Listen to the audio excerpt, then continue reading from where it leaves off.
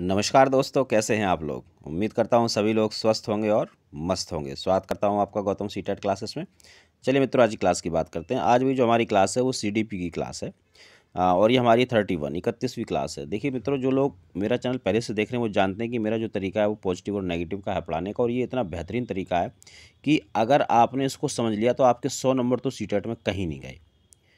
और मैं आपको एक चीज़ बताऊँ कि देखिए, जो सीडीपी का पोर्शन होता है, जो फर्स्ट पेपर है वो 90 मार्क्स का होता है और सेकंड पेपर में 75 का होता है। अगर आपने पॉजिटिव और नेगेटिव का मेथड समझ लिया तो आप 90/90 और 75/75 भी ला सकते हो। अगर थोड़ा बहुत कन्फ्यूजन होगा भी तो 1-2 नंबर कम होंगे, अदरवाइज इतने नंबर आते हैं। 90 में से 85 पक्के आते हैं और 75 में से 70 पक्के आते हैं। इसके बाद 20-30 नंबर लाना कोई बहुत बड़ी बात नहीं, तो आप 100+ हो जाएंगे। लेकिन पॉजिटिव और नेगेटिव को समझा कैसे जाए, इसका बहुत आसान तरीका है कि जैसे ये क्लास है, ये 31 क्लासेस पे लिखा हुआ है, तो आप अगर सीडीपी की क्लास देख रहे हैं तो इनको सीरियल में देखें। सीरियल में देखें यानी कि पहले 1 क्लास देखें, फिर 2 फिर 3। ऐसा आपको इसलिए करना है कि देखो, कई बार ऐसा होता है, मान लो पहली क्लास में मैंने कोई नेगेटिव पॉजिटिव अच्छे से बता दिया, तो फिर सेकंड क्लास में मैं कोई दूसरा बताऊं कि मुझे लगता है पहली क्लास बच्चे ने देखी है तो उसमें उसको समझ में आ गया होगा। तो इसलिए क्लास को सीरियल वाइज देखें और वीडियो को स्किप ना करें, क्योंकि अगर आपने वीडियो को स्किप किया तो जो चीज़ मैं समझाना चाहता हूँ कि पॉजिटिव क्यों पॉजिटिव है, नेगेटिव क्यों नेगेटिव है, वो तो आपको समझ में आएगा ही नहीं। तो फिर मेरे पढ़ाने का कोई फ़ायदा नहीं, फिर तो आप कहीं से भी पढ़ लीजिए, किसी भी किताब को पढ़ लीजिए। और बाकी दोस्तों, आज की जो क्लास है वो ट्रिक्स का ही नाम रहेगी। कई सारी ट्रिक्स आपको बताने वाला हूँ, छोटी बड़ी। और देखिए, 31 जनवरी को पेपर होना ही है, आप जानते हो भाई। इस पेपर को क्लियर कर लो, क्योंकि अब नहीं पता दोबारा कब पेपर होगा, कोरोना चल रहा है। और दूसरा, 2020 की नीति भी आ रही है, शिक्षा नीति, तो ये सीटेट में बदलाव भी हो सकता है, इसलिए इस बार बहुत अच्छा मौका है, सीटेट को आप क्लियर कर लीजिए। देखते हैं हम आज की क्लास स्टार्ट करते हैं। देखिए, जिन बच्चों के पास पीडीएफ है वो अपनी पीडीएफ निकाल लो, और जो थ्योरी मैं वर्बली बताता हूँ वो आप लिख लिया करो। इतनी ही थ्योरी सीटेट में आएगी, इससे ज़्यादा नहीं आएगी, ये मेरी गारंटी है। चलिए स्टार्ट करते हैं। कोलबर्ग के अनुसार, देखिए जैसे ही कोलबर्ग का नाम आया आपके दिमाग में आ जाना चाहिए नैतिक विकास का सिद्धांत। नैतिक विकास का सिद्धांत दिया इन्होंने कि भाई बच्चों में किस तरह से नैतिक विकास होता है। एक बालक के नैतिक विकास के कौन से स्तर में वह नैतिक मूल्यों का आंतरिकरण प्रदर्शित नहीं करता है, और बालक के नैतिक तर्क बाह्य पुरस्कार और दंड से नियंत्रित होते हैं। देखिए, जो कोहलबर्ग थे उन्होंने नैतिक विकास की 3 अवस्थाएं दी: पूर्व परंपरागत, परंपरागत और पश्च परंपरागत। ये जो सार्वभौमिक नैतिक सिद्धांत दे रखा है, ये पश्च परंपरागत का ही एक हिस्सा है, क्योंकि इन स्टेजेज में उन्होंने क्या है कि इसको 2 भागों में बांटा था, इसको भी 2 भागों में बांटा था और इसको भी 2 भागों में बांटा था। तो ये जो भाग है ये वाला भाग है। बाकी हम यहाँ बात करेंगे कि भाई पुरस्कार और दंड से नैतिकता कब नियंत्रित होती है। तो ये पहली जो स्टेज है उसमें बच्चा कोई भी जो काम करता है वो या तो पुरस्कार के लिए करता है या दंड से यानी कि भय से करता है। मान लो कोई बच्चा किसी बच्चे के यहाँ पे कोई गेस्ट आया और मम्मी ने बोला था बेटा नमस्ते करना, लेकिन उसने नमस्ते नहीं करी और फिर उसको बाद में दंड मिला, मम्मी ने 2-4 थप्पड़ लगा दिए, तूने नमस्ते नहीं करी, हमारी तूने बेइज्जती करवा दी, ये करवा दिया वो करवा दिया। तो वो डर जाएगा, उसको पता है कि अगली बार जब आएगा ना कोई भी रिश्तेदार तो वो नमस्ते जरूर करेगा, क्योंकि उसको दंड मिला। या बच्चे ने नमस्ते कर ली और उसकी मम्मी ने उसको कुछ पुरस्कार दिया, टॉफ़ी दे दी, कुछ और दे दिया, तो वो खुश हो जाएगा और फिर वो नैतिकता वहाँ पर दिखाएगा। तो ये जो है पूर्व परंपरागत स्तर में होता है। अगला क्वेश्चन देखेंगे। बालक की विवेचना तार्किक नहीं है और यह अंतर्बोध पर आधारित है, ना कि व्यवस्थित तर्क पे। यानी कि बच्चे की जो विवेचना है, जो बच्चे की सोच है, उसमें तर्क नहीं है। पहली बात, तर्क नहीं है, वो ये कह रहा है बच्चे की सोच में तर्क नहीं है। तो बच्चा किस लेवल पे है? देखिए, ये 4 अवस्थाएं हैं प्याजे की। बाकी आप प्याजे की अवस्थाओं के बारे में अगर पढ़ना चाहते हैं तो चैनल पर एक वीडियो पड़ा हुआ है, प्याजे का संज्ञानात्मक विकास, आप जाना, उसमें एक प्लेलिस्ट है थ्योरीज एंड थिंकर्स, तो वहाँ पे जाएंगे, आप प्याजों को पढ़ सकते हैं डिटेल में। बाकी मैं यहाँ बता देता हूँ। देखिए, उन्होंने क्या कहा कि बच्चे की जो सोच है उसमें क्या नहीं है, उसमें तर्क नहीं है, पहली बात।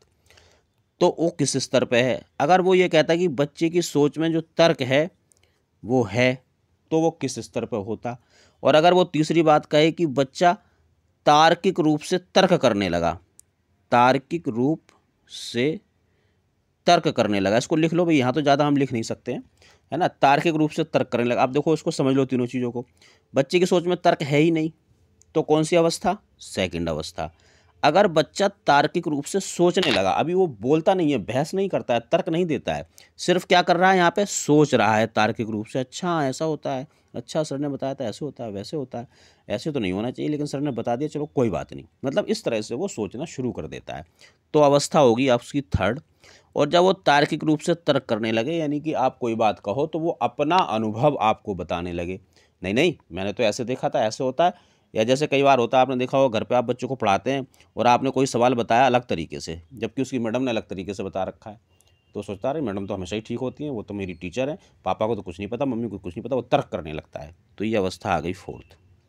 तो इस तरह से सोच की अगर बात की जाए तो अगर सोच में तर्क नहीं है तो सेकंड स्टेज, सोच में तर्क आ गया है तो थर्ड स्टेज, और वो तार्किक रूप से सोचने लगा है और तर्क करने लगा है, यहाँ तो क्या है, चिंतन कर रहा है सिर्फ दूसरे में, और तीसरे में वो तर्क करने लगा है, तो फोर्थ स्टेज। अब यहाँ पे उन्होंने क्या कहा था कि सोच में तर्क है ही नहीं, तो आंसर होगा सेकंड। देखो प्याजे का जब भी क्वेश्चन आता है टाइम लेता है, सीधी सी बात है। निम्नलिखित में से कौन सा अधिगम नियम थॉर्नडाइक द्वारा प्रतिपादित नहीं है, यानी कि ऐसा कौन सा इन चारों में नियम दे रखा है जो थॉर्नडाइक ने नहीं दिया। तो देखिए थॉर्नडाइक ने सीखने के बारे में दो तरह के नियम दिए, एक तो दिए प्राथमिक, ये इन्होंने दिए थे 3, और दूसरे दिए इन्होंने गौड़ नियम, ये दिए थे 5। तो सीटेट में ज़्यादातर इन नियमों की बात होती है, इन नियमों की बात बहुत कम होती है वैसे एक आध सवाल कभी कभी इसमें से भी आ जाता है, लेकिन जनरली इसकी होती है प्राथमिक 3 नियम। तो देखिए इनके नियम थे तत्परता का नियम, अभ्यास का नियम, प्रभाव का नियम, बहु अनुक्रिया का नियम, इनका अनुक्रिया का नियम नहीं था, तो आंसर तो यही हो गया। बट अब यहाँ पे मैं आपको एक ट्रिक बताता हूँ, क्योंकि आपने क्लास के स्टार्टिंग में देखा था कि आज की क्लास ट्रिक के नाम, तो ट्रिक बता देता हूँ। देखो अगर आपको ये तीनों नियम याद करने हैं थॉर्नडाइक के, तो आप एक शब्द लिखना सीख लो। आपने प्रभात तो लिखा देखा ही होगा, प्रभात यानी कि सुबह, इसको लिखने का थोड़ा तरीका बदलो, इसको ऐसे कर लो, बस जो ये भा के साथ जो डंडा आका लगाता है इसको अलग कर दो, ऐसे लिखना सीख लो। अब प्रभ का मतलब है प्रभाव का नियम, आ का मतलब है अभ्यास का नियम, और ता का मतलब है तत्परता का नियम। तो अगर इसने आपने प्रभात को इस तरह से लिखना सीख लिया तो समझ लो आपको इसके नियम याद हो जाएंगे। और अधिकतर ऐसा ही क्वेश्चन आता है भी कौन सा नियम उसका नहीं है, तो आप प्रभात से ये जान लोगे कि ये 3 नियम नहीं है, ये और ये 3 नियम हैं और ये वाला नहीं है, तो इसको आप आंसर कर दोगे, वेरी इजी। अगला क्वेश्चन देखेंगे। निम्नलिखित में बुद्धि की श्रेणी में बुद्धि की कौन सी श्रेणी हार्वर्ड गार्डनर ने कौन सा सिद्धांत दिया था? बहुबुद्धि का सिद्धांत।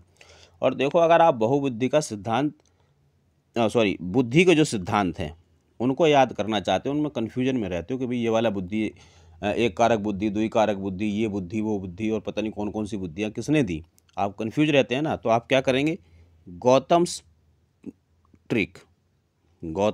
ट्रिक, ये एक प्लेलिस्ट है मेरे चैनल पे, इसमें आप जाना और उसमें बुद्धि से रिलेटेड एक ट्रिक पड़ी हुई है, उसको आप पढ़ लेना। एक छोटी सी कहानी है, कहानियाँ देखो सबको अच्छी लगती हैं, लेकिन अगर आपने वो पढ़ ली तो आपको कम से कम 10 बुद्धि के सिद्धांत याद हो जाएंगे, वेरी इजी।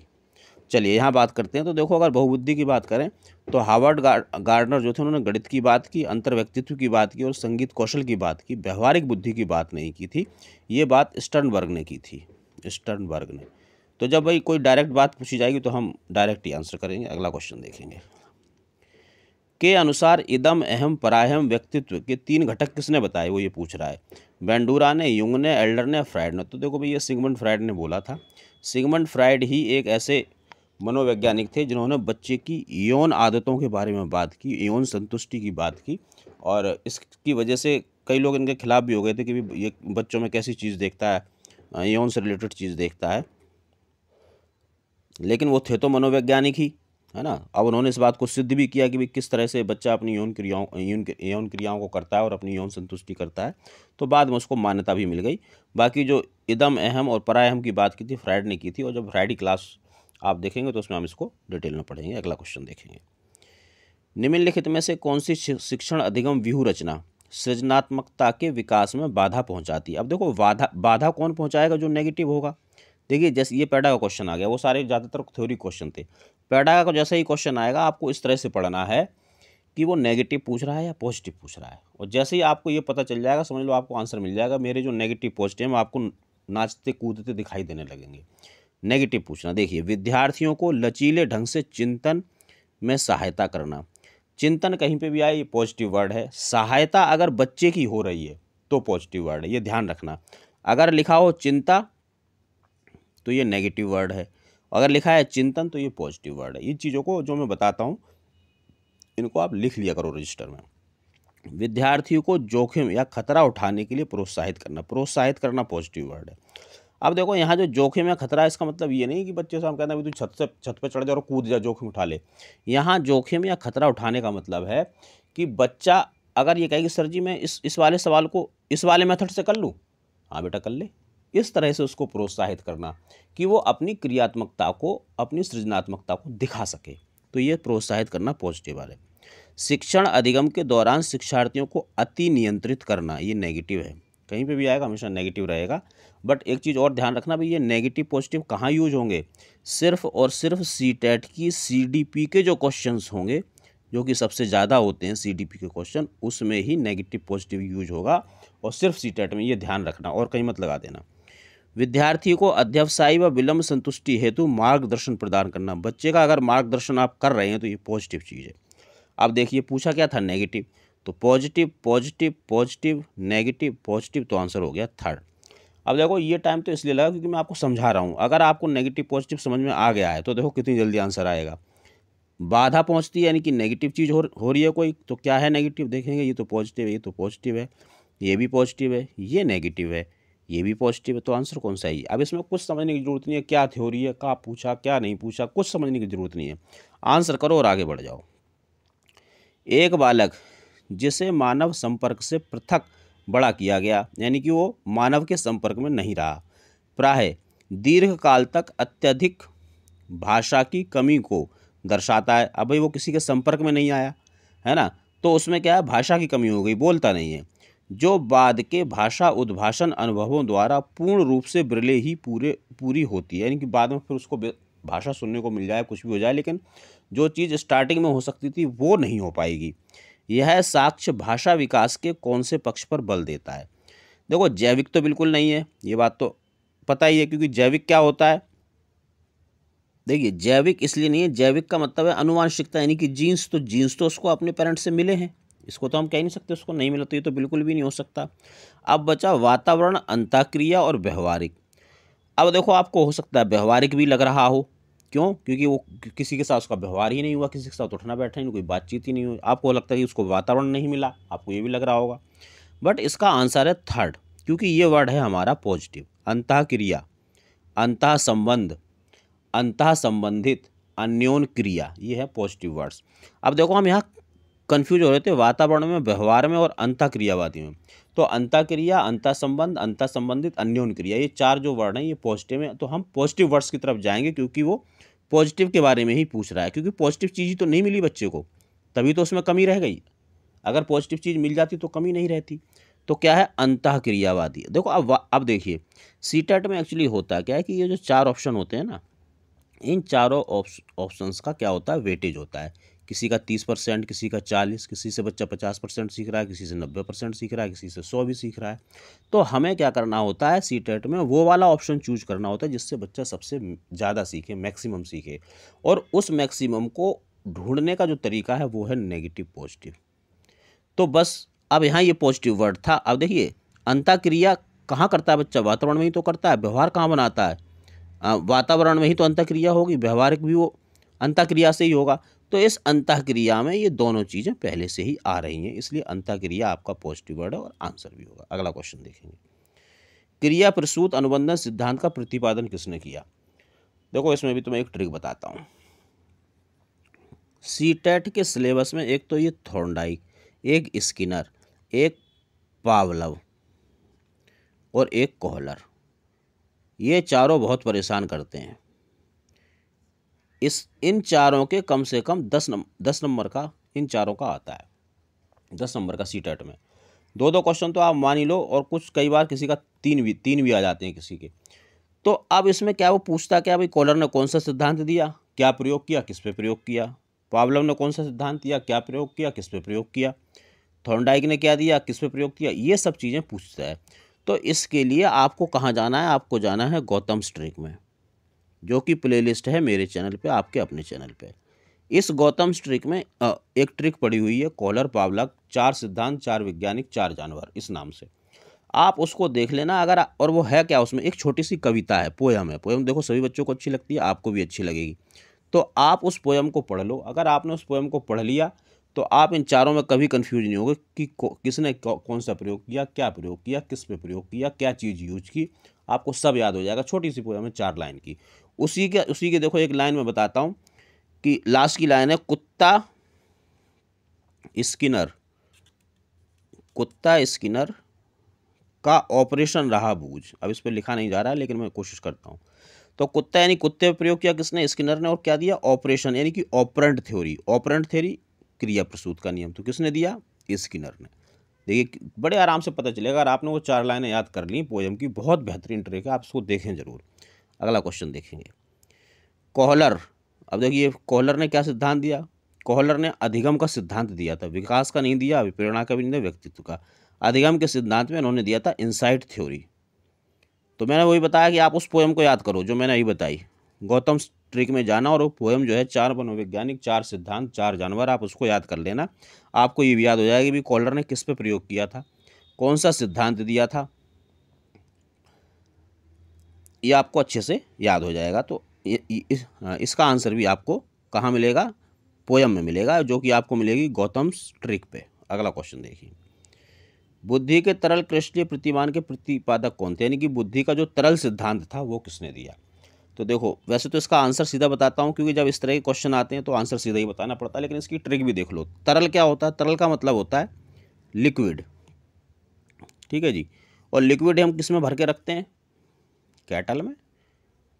यही मान लो कि भाई जो बुद्धि का तरल सिद्धांत यानी कि जो लिक्विड होता है वो कैटल में भर के रखते हैं हम ज़्यादातर। चाय हो गई, गर्म पानी हो गया, कैटल। तो ये इसको हम इस तरह से, तरल कैटल का इस तरह से हम संबंध बना सकते हैं। कुछ चीज़ें हमें इस तरह से भी याद करनी पड़ती हैं। तो देखिए मित्रों, ये हमारी आज की क्लास थी। उम्मीद करता हूँ आपको क्लास पसंद आई होगी। कमेंट करके मुझे ज़रूर बताएं प्लीज़। चैनल को सब्सक्राइब करो और इसका नोटिफिकेशन बेल जो उसको भी ऑन करो, क्योंकि आप जब तक उसको ऑन नहीं करोगे क्लास कब आई कब गई आपको पता ही नहीं चलेगा। बाकी देखिए शेयर करते रहिए ताकि और लोगों को भी हेल्प हो जाए, उनका भी सीटेट क्लियर हो जाए। और अगर आप लाइक करेंगे मेरे वीडियो को, मेरी क्लास को, तो मुझे थोड़ा सा प्रोत्साहन मिलेगा और अच्छा करने की मैं कोशिश करूँगा। बाकी भाई सीटेट से रिलेटेड कुछ भी परेशानी है, आपको नोट्स चाहिए, पीडीएफ्स चाहिए, या किसी भी तरह का गाइडेंस चाहिए, आप इस नंबर पर मुझे कांटेक्ट कर सकते हैं। मैसेज भेजें, मैं जब भी मैसेज देखूंगा आपको रिप्लाई जरूर करूंगा। बट रिमेंबर कि सिर्फ सीटेट के बारे में पूछें। कुछ बच्चे क्या करते हैं, मैथ के सवाल भेज देते हैं 10वीं 12वीं के, सर ये बता दो। भाई वो सब चीज़ें मैं नहीं करा पाता हूँ, उतना टाइम भी नहीं होता है कि मैं आपको कराऊँ। मैं सिर्फ सीटेट के बारे में आपको बता सकता हूँ, आप जो चाहें वो बता दूंगा। तो चलिए मित्रों, मिलेंगे अगली क्लास में। तब तक आप सभी लोग मेहनत करते रहिए, स्वस्थ रहिए और मस्त रहिए।